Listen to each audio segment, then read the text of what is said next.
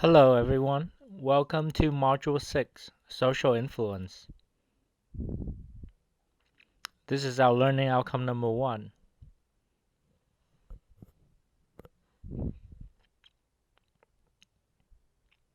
So, I would like you guys to think about this word, nonconformist. Who are nonconformists? What's your thoughts about nonconformists?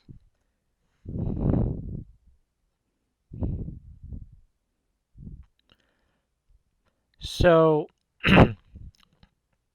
this word is kind of odd to social psychologists. Because if we really think about it, they're not really any real nonconformists.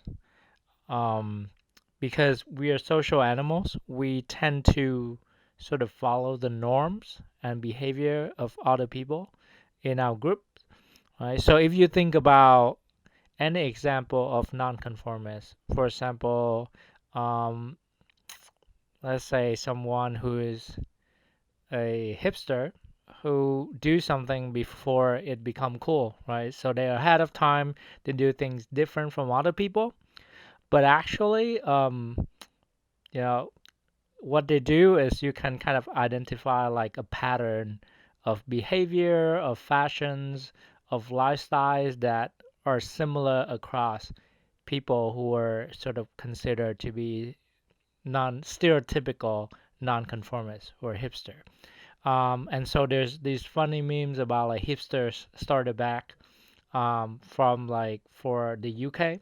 So you can definitely recognize these people. So even though they might have some lifestyle that is not mainstream, it doesn't mean that this lifestyle doesn't conform to kind of like a subculture. So there's no real it's really hard to imagine a real nonconformist. It might be somebody who's, you know, maybe like live in the jungle away from the society, so they don't know or they don't follow any of the social norms like Tarzan. But even Tarzan would act similar to like the gorilla or the apes that raised him. So he would follow like the social norm within his, ape families. So, we all follow social norms to some extent, right? So, let's talk about social influence. So we have established that we are influenced by other people to a certain extent. We follow norms to a certain extent, and there are two kind of conformity to to what other people think and what other people behave, how other people behave. The first type of conformity is called normative conformity, and we conform to other people um, in order to gain group acceptance, to be accepted into the group by acting like other members. We also conform to like the group behavior, group norms, group rule to maintain group cohesion and harmony, right? Because if people don't have kind of like a set of norm that they follow and everyone just act however they want, that's gonna, sort of disintegrate the groups and make it not as cohesive. And if we violate norms, if there's member that violate norms of the group, um, they might be, sort of like ostracized by the member, being casted out, and lose their social status within that group. So those are the kind of conformative that is called normative. There's another type of conformity. It's called informational conformity. And this kind of conformity um, is help to serve the goal of getting accurate information and knowledge about a certain situation or about something. And this happens especially when the situation is ambiguous. When the situation is ambiguous, we're more likely to conform to others people's behavior or judgment.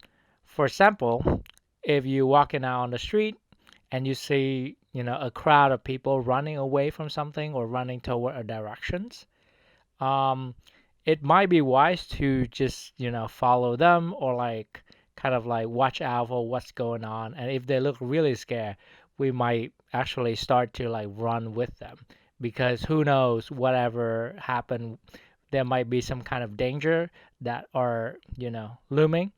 So in those ambiguous situations, when we don't know what's going on, we have the tendency of assuming that maybe people know something we don't know. So it's safer to just kind of like defer to them for the knowledge and the informations. And this is, helpful in a lot of way.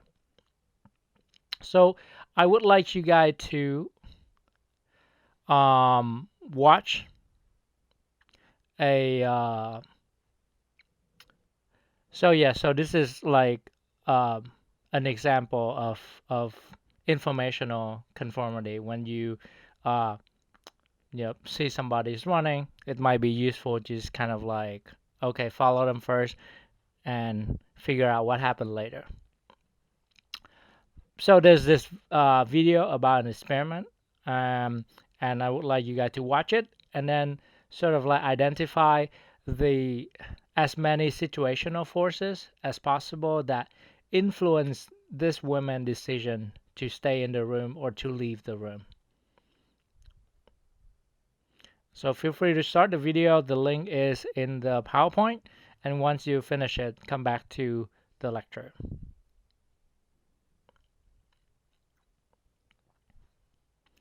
All right. So there is this interesting phenomenon. It's called the autokinetic effect.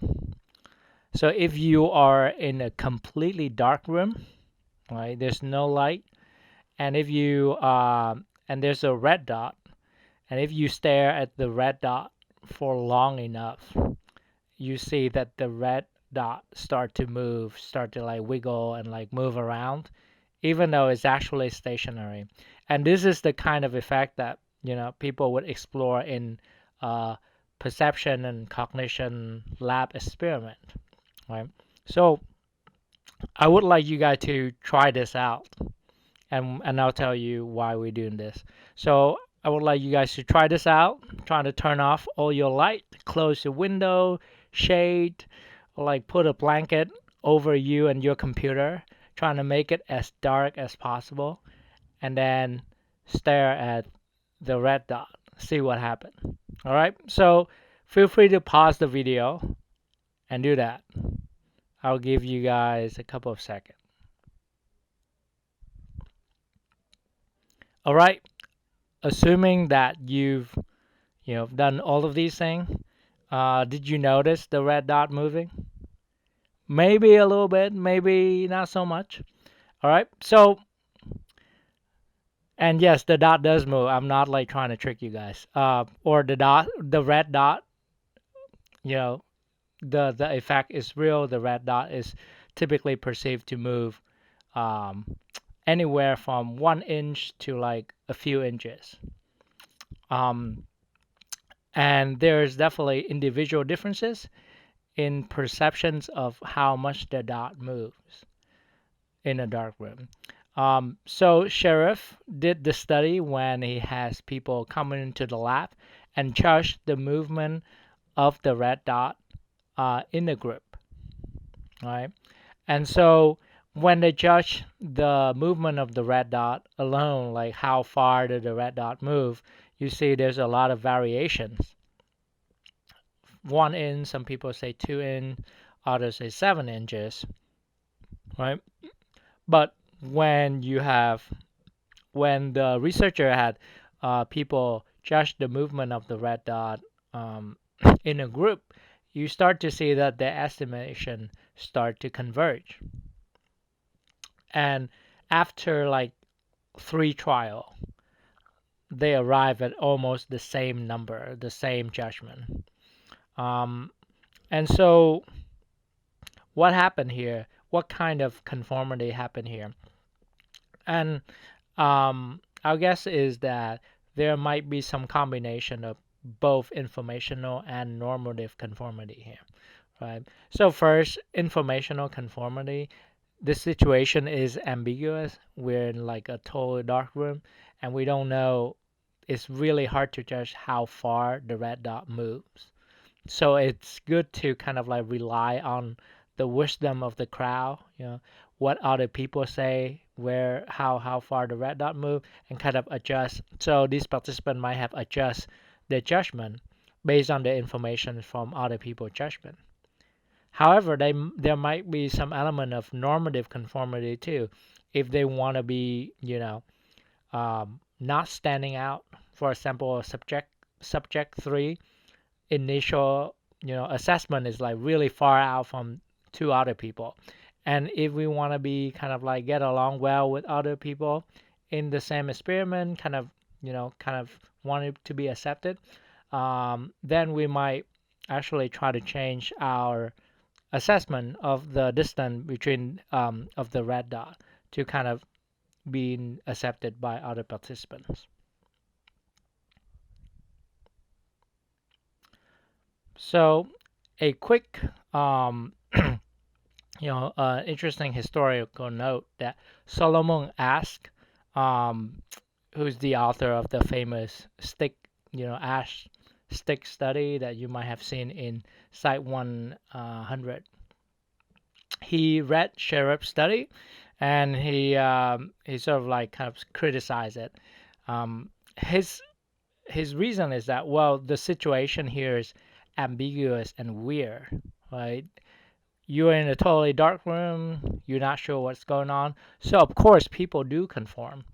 But if the situation is clear, if there's a clearly correct answer, people would not just like blindly conform to other people's behavior and attitude.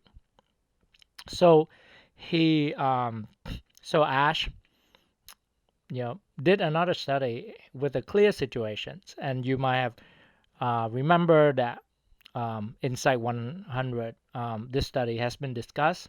So a quick recap: Asch would have people coming into a room, um, and so the participant would uh, sort of be in a room with a group of people, and everyone except for the one single participants were Confederate, right?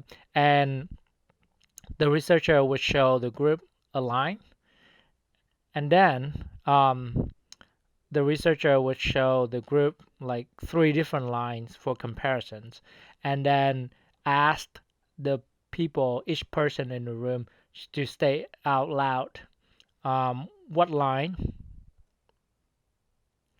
A, B, or C, was most like the target line, right? A, B, or C is most like the target line. And the answer is pretty obvious. It's A. It's very clearly.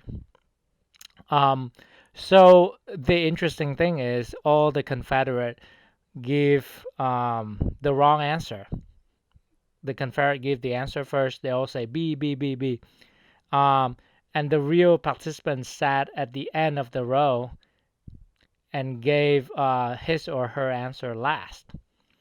So this is a weird situation. What happened? So it turns out 76% um, of the participant conformed at least once. That's 3/4 of all the participants. So even though the answer is very obvious, they conform to the group answer.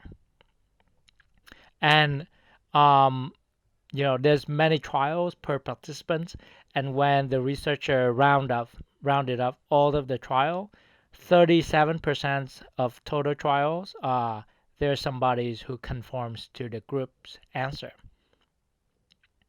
So what happened here? Um, Normative conformity seems to be like the main thing that at play here, right? Because informational conformity may be less of an important factor because the information is very clear.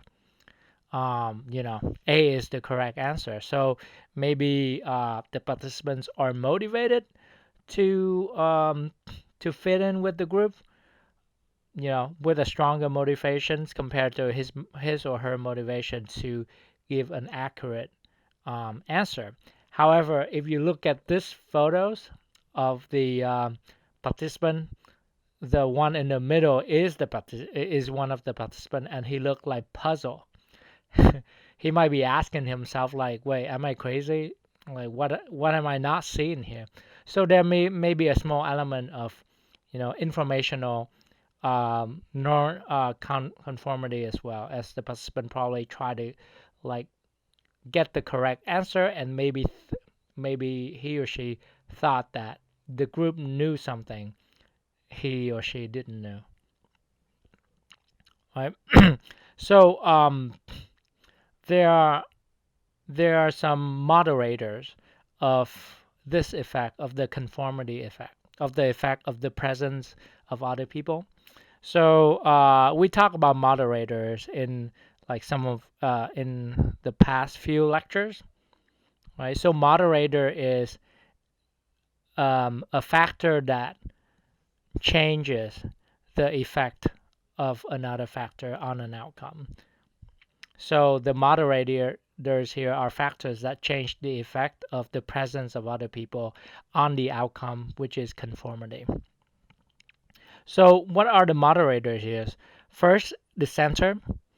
Um, in subsequent studies, Ash found that if there's one single dissenter in the group, so there's one single con, confederate who gave the correct answer, or gave an answer that is different from the majority of the group, conformity drop, because the single dissenters kind of give the participant one way out, that like, oh, I can give an answer that's different from the group. The second moderator is reward. So if the participants were rewarded to be accurate, the level of conformity also dropped, because the reward sort of increased the motivation to be accurate and correct to get the reward than the motivation to sort of like fit in with the group. Um, Finally, the third moderating factor is private voting. So if the participants were allowed to privately, sort of like vote on the correct options, um, conformity drop. And it is because it take away the pressure to sort of go along with the group and fitting in.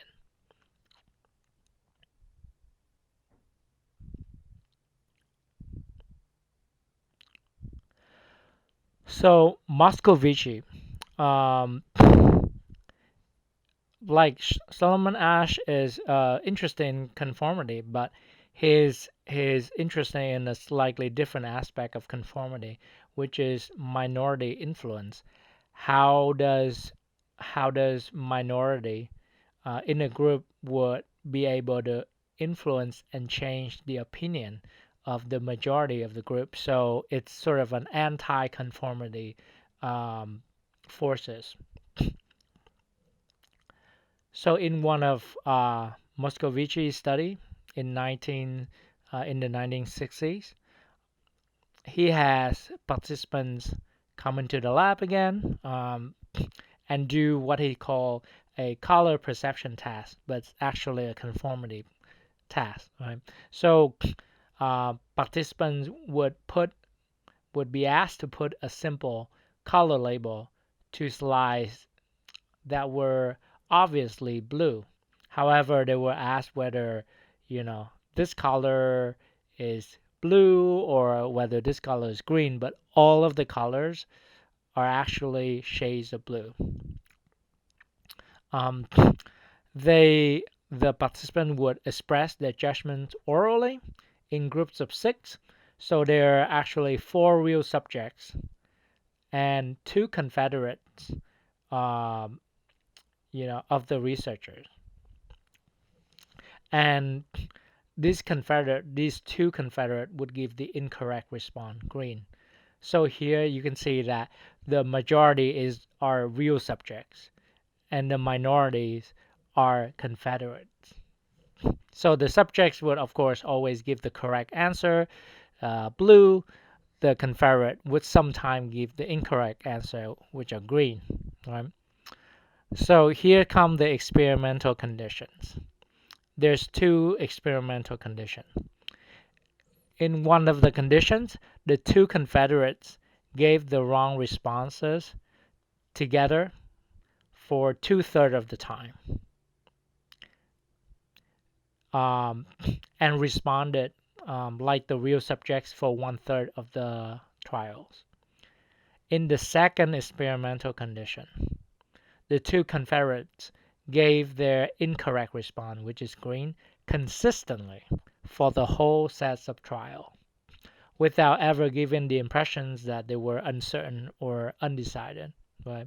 So there's two conditions. One is the Confederate consistently say that the colors are green. In the other conditions, they do it inconsistently, only two-thirds of the time.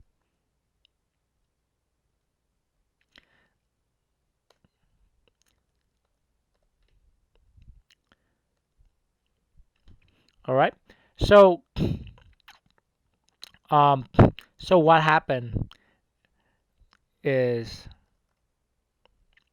that for the control conditions, when everyone just kind of give their judgment of the slides by themselves, there is close to 0% of green responses because the slides are very obviously blue.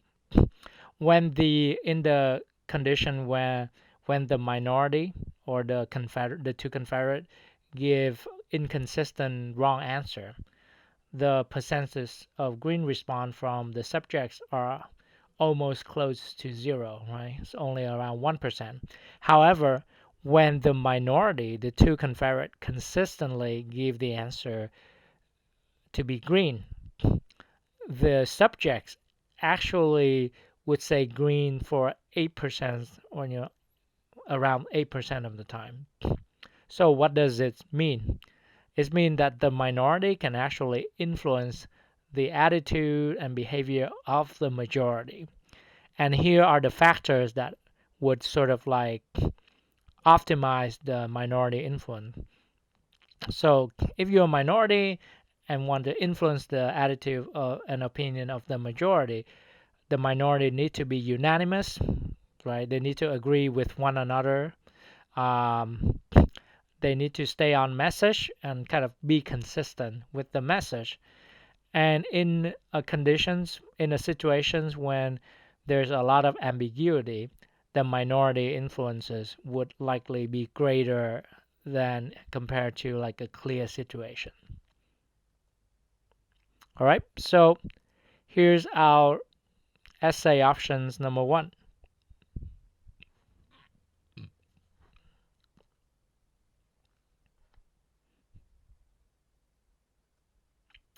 This is our learning outcome. I'll give you a few seconds to read it. Learning outcome number two.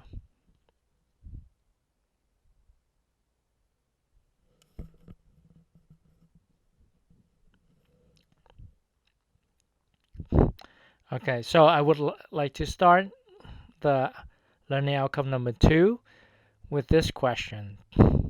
What would it take for you to kill someone? So take a few seconds to think about it. What kind of situations would make you or like would allow you to take the actions of killing someone?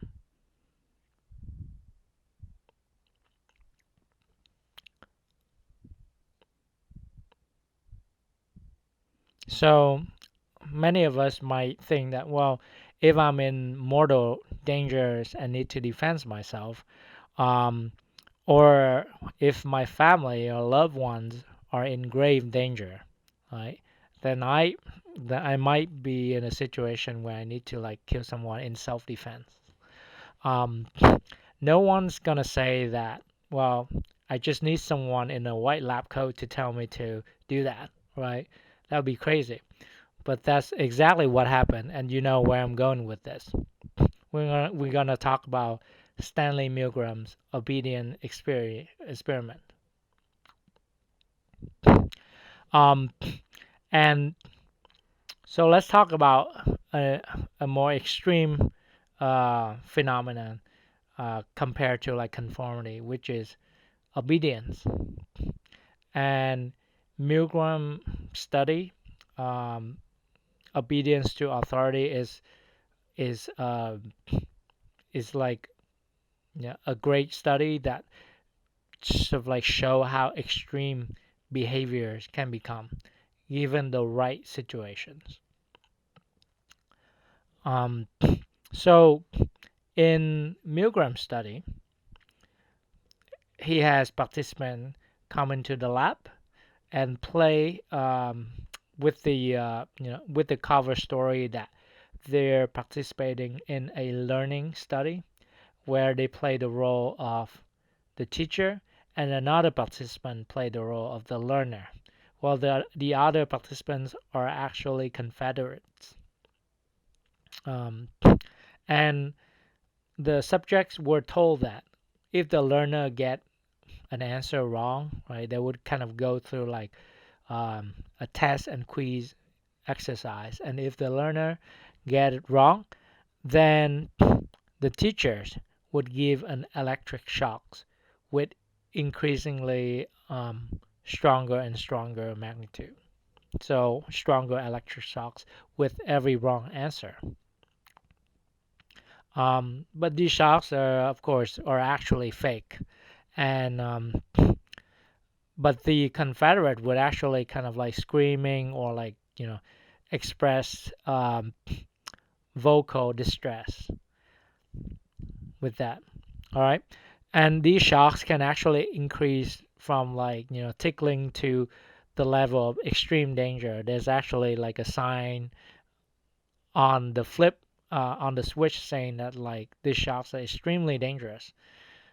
And every time the Confederate got the wrong answer, the the um, the experimenter would ask the participant to do that and kind of like just tell them like please proceed with the study, give them a shock, right? So there will be a lot of screaming from the Confederate.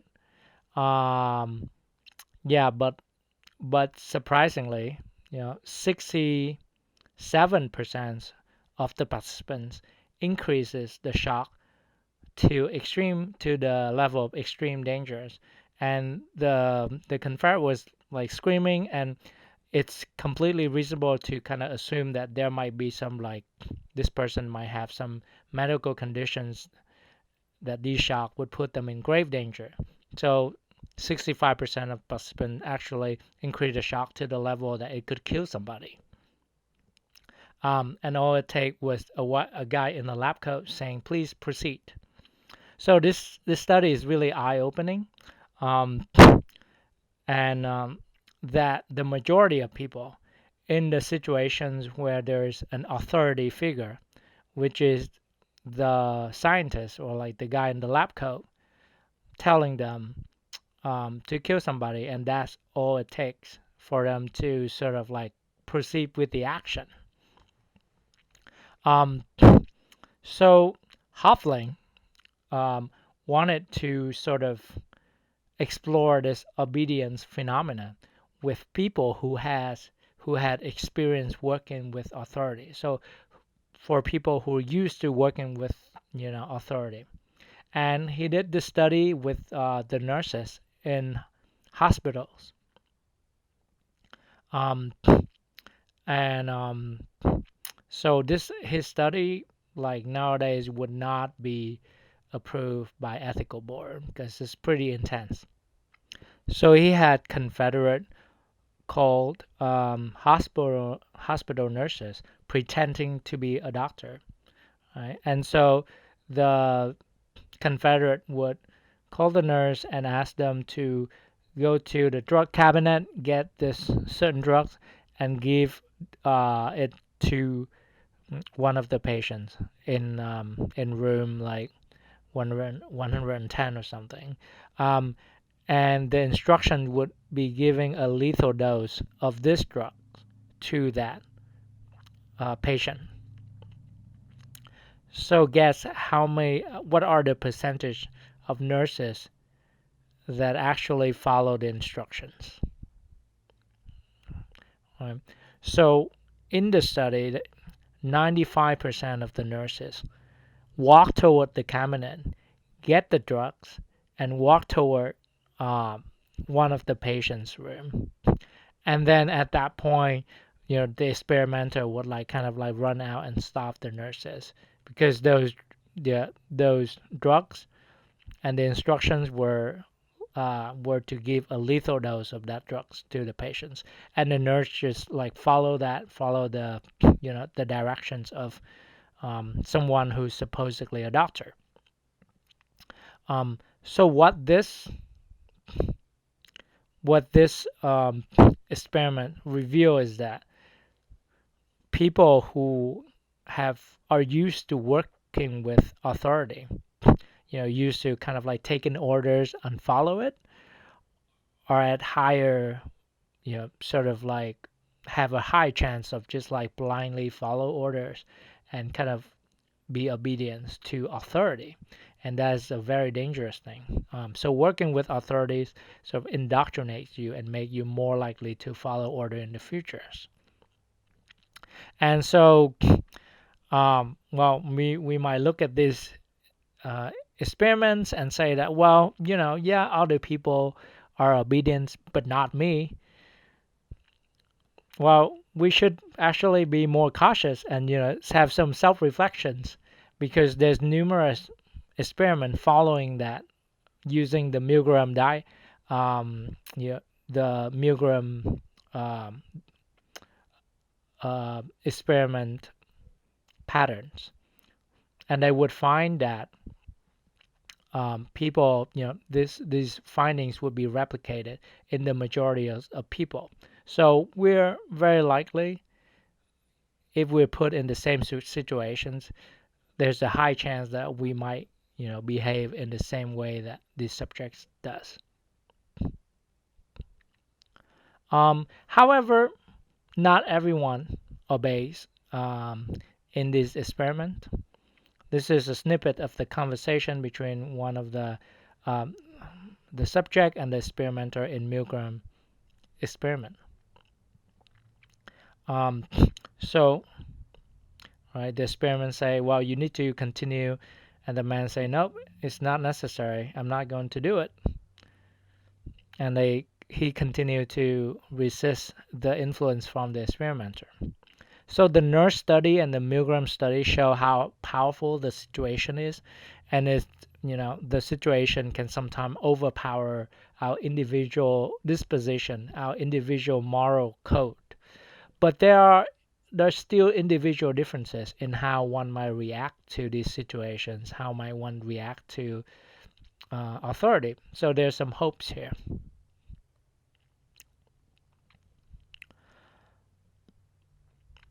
So um, there are an in follow-ups study using the same paradigm of experiment.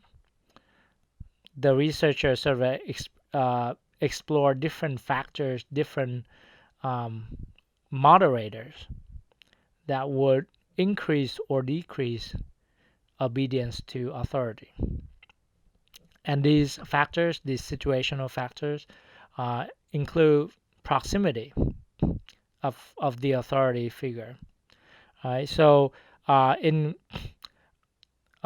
when the authority figure is in the same room with the participants, or when they're on the phone, when um, the obedient rate decrease, right? So when the authority figures in the same room, 67% would be willing to give like the highest level of shocks. When the scientist is on the phone, it's only 20%. Another factor is legitimacy of authority. So in the original study, um, the experimenter play Yale scientists.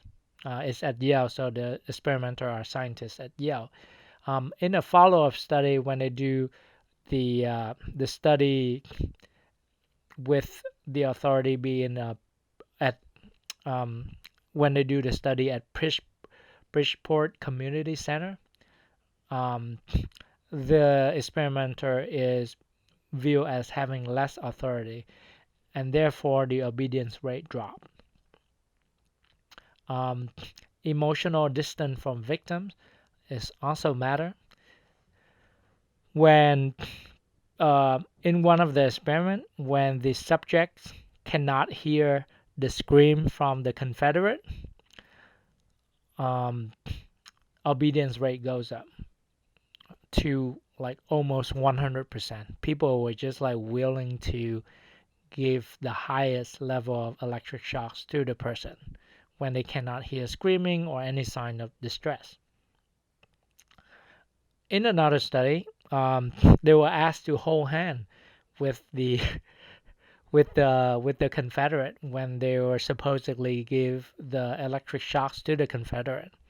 And of course, they're wearing globes, and they were told that well, the globes are insulate from electricity somehow. And when they hold hand with the Confederate, they were less likely to give the highest level of shocks to the Confederate. So what this means is that when we have kind of when we have emotional distance from the victim, we're more likely to kind of act in a way that is more callous. Um, so if you see in the movies for like execution scene, when a firing squad is about to execute like a prisoner, they tend to put like a blindfold on for the prisoner, right? And we would think that well, it's probably for the prisoner to like not to kind of like feel safe in the last moment or like feel like less frightened in the last moment. But this might actually be for the firing squad. The blindfold on for the prisoner kind of like put some more emotional distance um, between the firing squad and the person who's about to be executed. So the firing squad is more able to like carry out the command with less guilt and less like emotional distress. So that's interesting historical note. And this actually, it's not just in the movie, it's actually like happened in real life in the past and the blindfold is it's the intention is to kind of put more emotional distance between the executioner and the person who's about to be killed.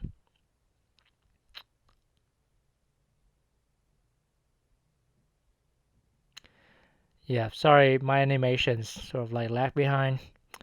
Try to stay on point next time.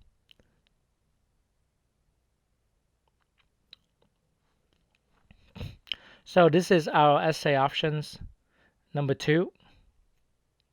Please pause to read it.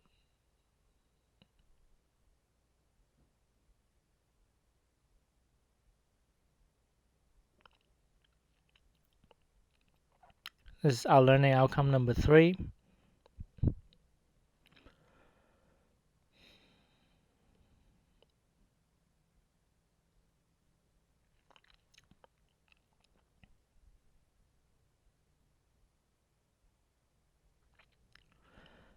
So in previous slides, we sort of talked a little bit about situational factors that will influence the level of conformity, right?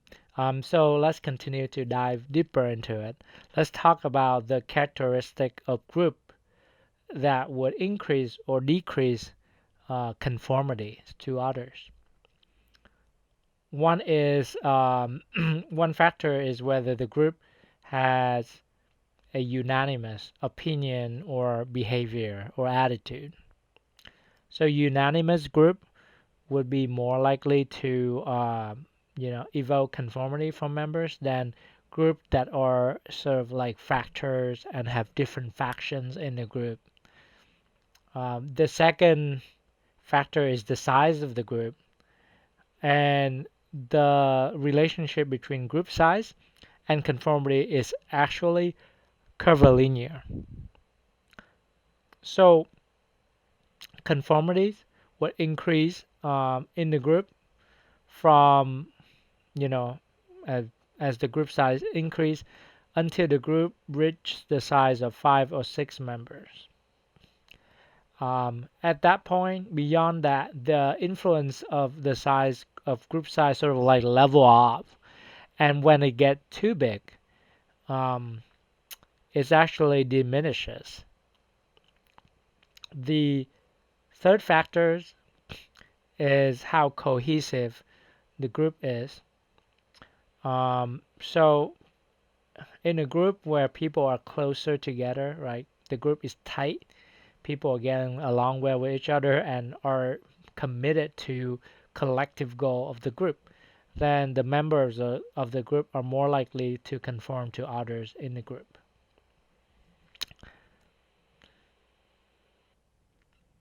Finally, if the people um, who surround us are respected, likable, and attractive, um, we're more likely to conform to those people.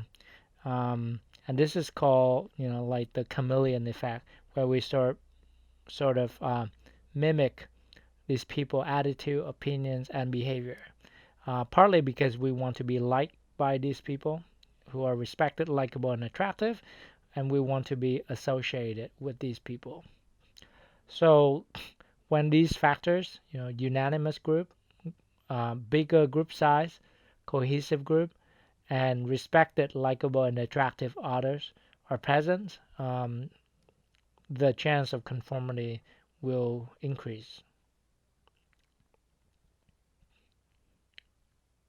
So we talk about the conformities, the situation level characteristic of the group. Now let's talk about the factors that are related to ourselves.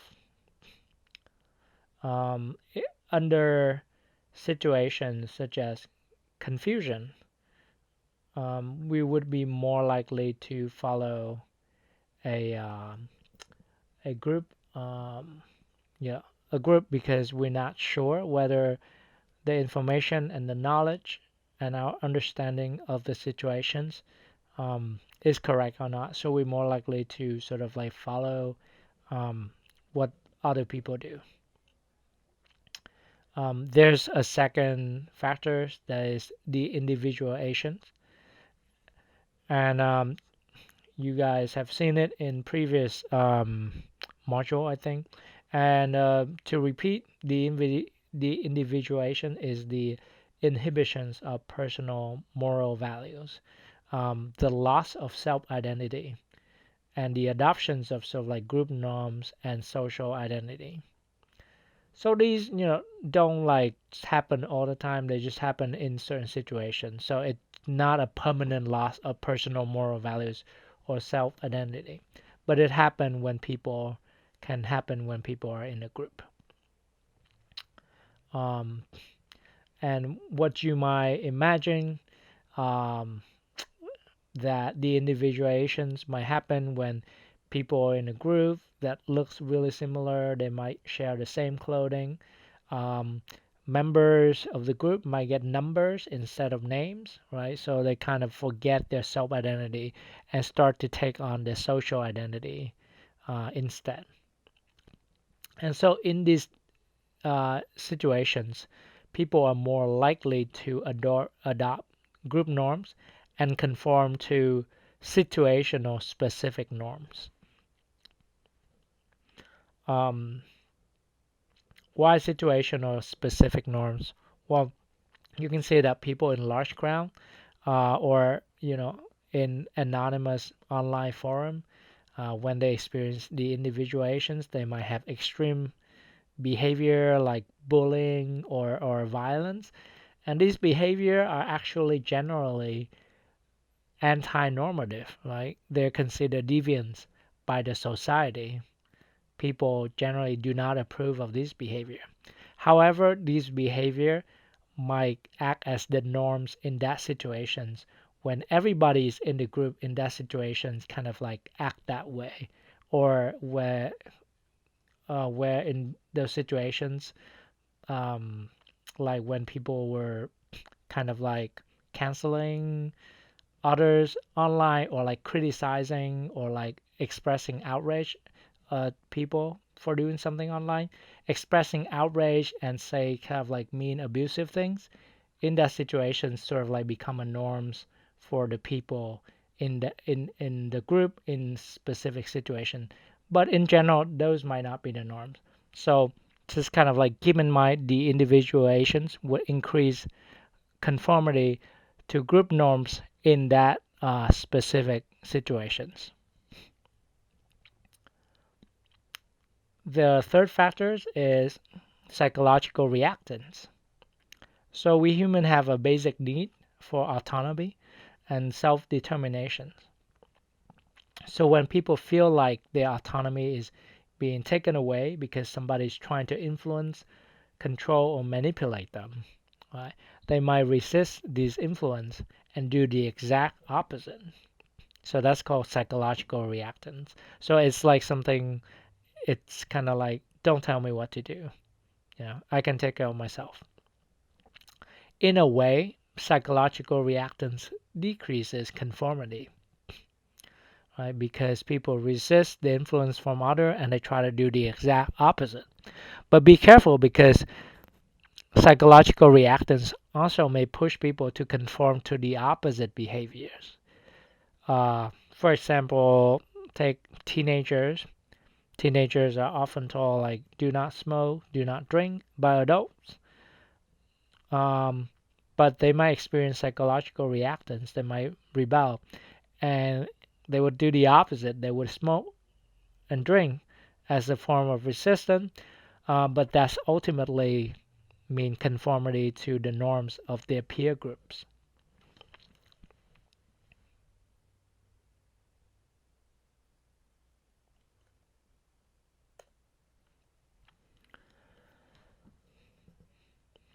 Um, so there's other situational level factors, and one of them is the kind of task that we do. Baron Vandello and Brunsman did a lineup study, and so if you remember, the lineup study setup is that the person is given a photo of someone, and then they were given like a lineup of like four different four other different people, and then they were asked which one in the second photo was the first person. It's similar to like a police lineup. So in the experiment, the researchers vary two independent variable. One independent variable is task difficulty, or how confident people are in performing the task. And for task difficulty, in one conditions, the easy um, task condition, people were given 5 seconds to look at the first photo, and then 10 seconds to evaluate whether who's in the second photo is the first person. So that's easy. In the difficult um, level, in the task difficulty level, uh, the subjects were only given like half a second to look at the first photo, and then 1 second to judge who's in the second photo is the person in the first photo. So that's difficult, right? The second independent variable is task important, um, and the experimenter manipulate task important by giving mon- like a money reward for performing this task accurately. So in the unimportant conditions, participants were not offered any money reward. And in the important level of the task important, people are rewarded with money for being accurate. So what did the experimenter found? Well, they find that when the tasks are easy, there's a flat rate of conformity to be 2, about 2 to 3 times, right? And in the easy task, there's kind of no difference. Um, Task important doesn't matter because maybe the tasks are easy, the answers are very obvious. However, when the tasks are difficult, then we see an interaction between task difficulty and task important. Right? When the task is difficult but unimportant, that is the subject doesn't get any money for doing it accurately, conformity is very low. And it might be that the person might think that, well, it's too difficult, um, and it's not important. It probably doesn't, it's not worth it to like trying to conform to other people and like, you know, trying to fit in. When the tasks are difficult and important, people rely more on other people's opinion and sort of like conform to other people's opinion. Why? Because they want to get the answer correctly to get the reward. And if other people give different answer from them, and especially multiple other people give different answers, then they might know what I don't know. So maybe I should listen to them. So very interestingly, there's interactions between different task features, task difficulty, and task important to sort of like influence the amount of conformity that would happen.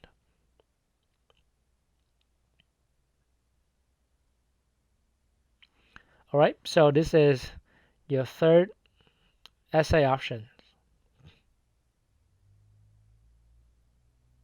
Feel free to pause and read it before coming back.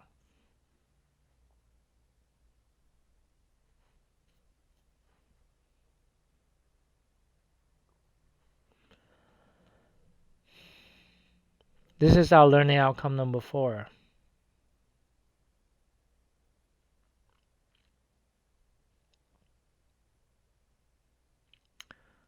All right, so I would like you guys to sort of do a retrieval practice from what you read. Try to match the type of power to its definition.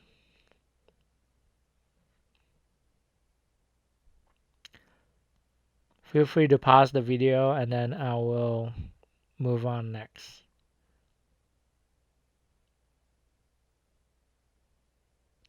All right, assuming you guys already, you know, done this exercise,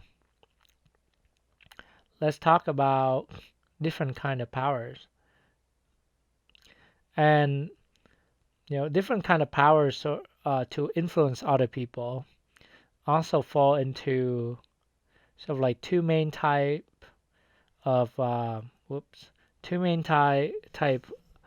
of conformity power. One is normative conformity powers, and one is informational conformity powers. Um, so normative conformity powers typically would change other people's behavior, but not attitude or beliefs. Um, so one of the subtype of power is reward power. And the person who has this power can give reward in terms of social um, positive outcomes or financial positive outcomes or other kind of positive outcomes. So the person who have reward power can give positive outcomes to other people. Um, Coercive power, the person who has this coercive power can give kind of like the opposite, which is negative outcomes for other people, whether it is social or financials or like academic, right? So it's kind of the opposite of reward. Um, Informational conformity powers, unlike normative conformity powers, which only affect behavior, informational conformity powers can affect both attitude and behavior. It can change people's attitude. The first kind is legitimate power, and this power is given by to someone because of the position they has. For example, if like vote to elect mayor of the town or your representatives, these people are given legitimate power by their positions. Professors has some legitimate power because of their positions. Um, so reference power. This power is, compared to legitimate power, this power is more informal. It's given because someone is admired or identify with this person, right? For example, my college professor, well, she used to have legitimate power when I was in college and taking her class, but she already retires now. However, I still admire her and think she's a great person. So she still does have reference power to her students. Finally, expert power. This is different from reference. So reference power stem from, like a positive affect, admirations, positive feelings towards someone. Expert power come from the sort of like the perceptions that someone has domain expertise, domain knowledge, and skills in something. So we typically would listen to them when it comes to that particular domain. For example, doctor have expert power when it comes to your health, right? When it comes to your health, you probably would like listen and conform to what the doctor tell you to do, like take this medicine or do this kind of therapy.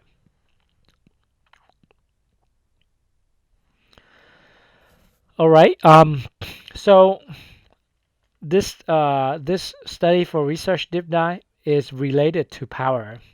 So this study is called "It's Good to Be King: Neurobiological Benefits of Higher Social Standing." So it's not exactly power, but social standing and social status is linked to power. And this study is about how social standing and status will influence our physiological and neurobiological responses. Um, and the researchers who did the study is at Columbia and at UC San Francisco.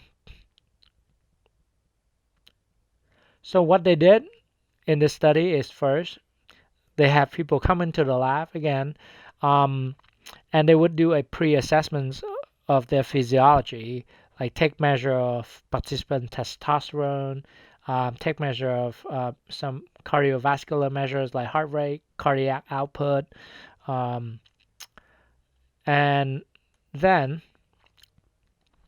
they would be randomly assigned to two different experimental conditions.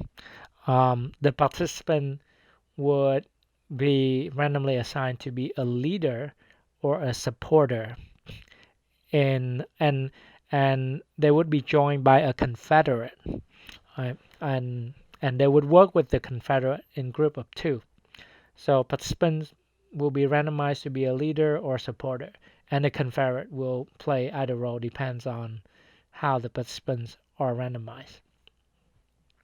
Um, and to hammer home and supposedly leader would have high social status, um, and support would have lower social status, right? And to really hammer home the message about status, um, the participants were asked to sort of like write a short essay about what it means to be a leader or what it means to be a support member of the group. And the researcher actually did a manipulation check, And the experimental manipulation worked. The participants who were assigned to be the leader indicate that they feel higher social standing. That like they feel like they have higher social standing, and the opposite is true for people who were assigned to support role. Um, so then afterward, together, the Confederate and the participants perform a joint task, solving a puzzle on the computer by navigating out of a maze. And the participants were always assigned to play the role of the driver who used the keyboard and the mouse to navigate out of the maze on the computer, and the supporter, the Confederate, always played the role of the navigator who read out the instructions to navigate.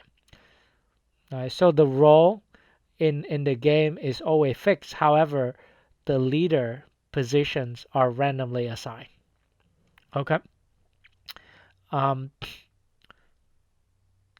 and and then the researchers take the measure of testosterone, cardiovascular responses of the participants after they finish performing the task.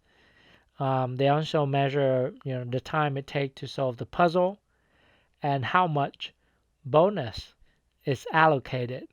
Um, so about the bonus, the researchers sort of like give the participants um, a certain amount of money as a bonus, and then they told the participant that, well, you can decide to split this bonus with the other um, person, however you want, and they want to know like how much kind of they allocate the bonus money.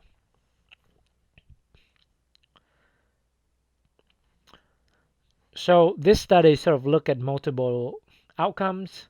In the past, the experiment that we look at so typically has one outcome, but because in this study the experimenter want to look at multiple outcomes like testosterone, cardiovascular, and that's totally valid.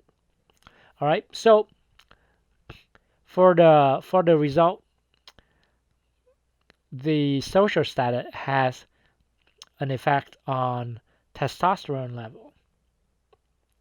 Um, the participants who were assigned to be the leader compared to participants who were assigned to be the supporter show a higher increases in the testosterone level.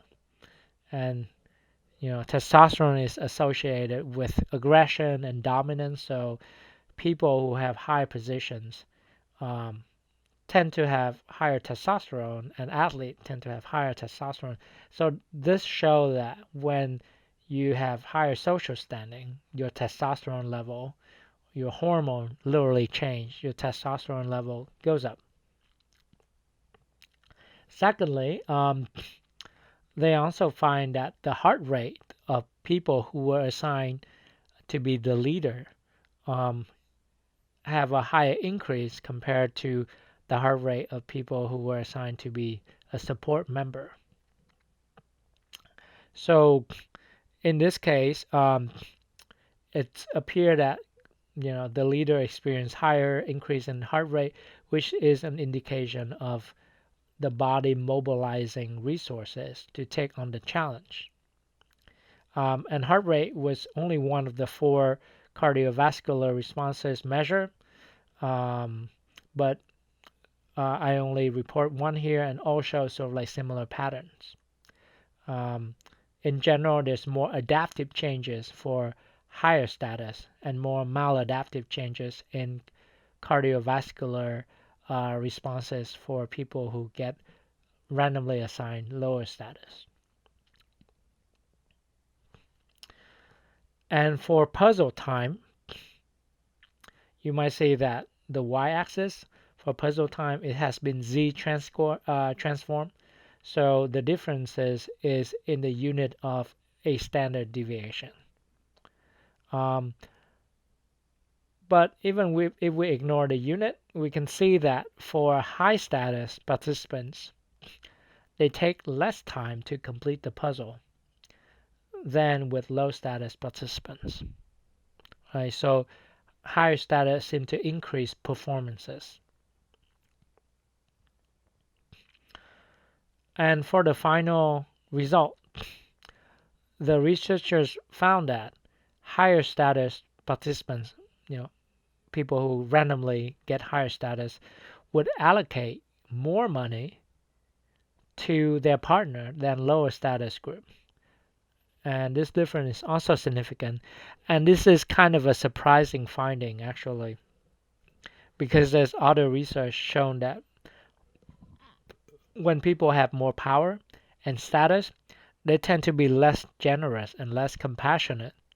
So, um, so this is kind of like an interesting finding, and that is like not similar to the literature, and this is probably possible um, because the context of the task is performed collaboratively and jointly. So maybe the person who are assigned to be the leader might feel kind of like that they own their partner more. I'm not exactly sure why, right? So this is kind of like an interesting finding to look at, but just keep in mind that it's not something that you would find in other research studies. So if we take kind of like a 1,000 feet view, um, the take-home message from the study is status, or power, the sense of power, social standing, social status impact a lot of things, and its status is actually under our skin, right? Randomly getting a higher status literally changed our physiology, our hormone, our performance, our perceptions, a lot of things. And so just think about like the impact of social status, how much it would impact us if it happened consistently over a long period of time. And with that, this is another essay option. Feel free to pause the video and continue when you're ready. All right, this is our learning outcome number 5.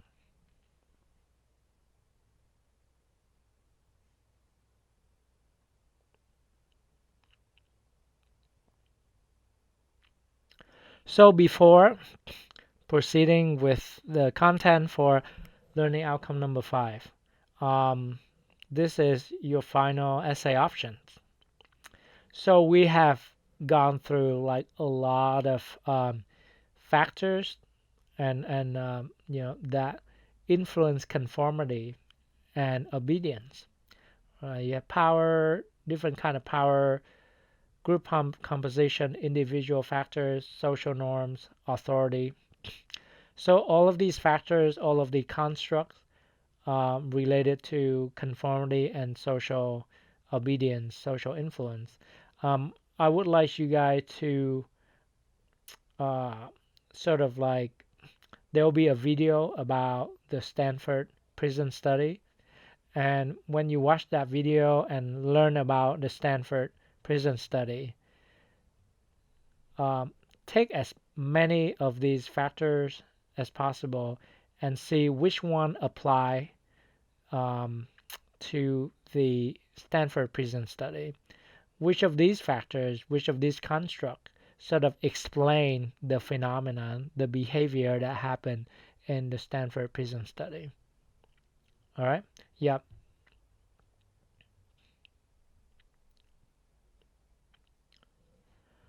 Okay. So before we talk about the Stanford prison study, um, in a lot of textbook and like pop cultures, um, this study is referred to as the Stanford prison experiment. And I would like to stress that this is actually not an experiment. Um, it's actually because it does not have a control condition. There are no random assignment. So this study is actually more along the line of observational or correlational design. All right. Um, so please click on, I think one of the, please click on the pictures. There's a link in one of these pictures to watch a half an hour videos on Stanford Prison experience studies, not experiment study, and um, and learn about this study. Heads up, the footage in the study are real footage. So be warned that the videos will contain explicit language like cursing, swearing. And so when you watch and learn about this study, um, you should probably, and if you decide to do the essay option, the final essay options, you should probably have the list of construct and factors when you are watching next to you when you're watching this video, and sort of like take notes, break down the video, break down the studies, see what factors would apply, what factor are, what construct, what phenomena are present in this study, and what would help explain the behavior of the guard and of the prisoner in this study. Right, so to help with the essays, have a list of these factors next to you and take note and break down of the video and break down the video as you watch it. All right, that's it for this week module.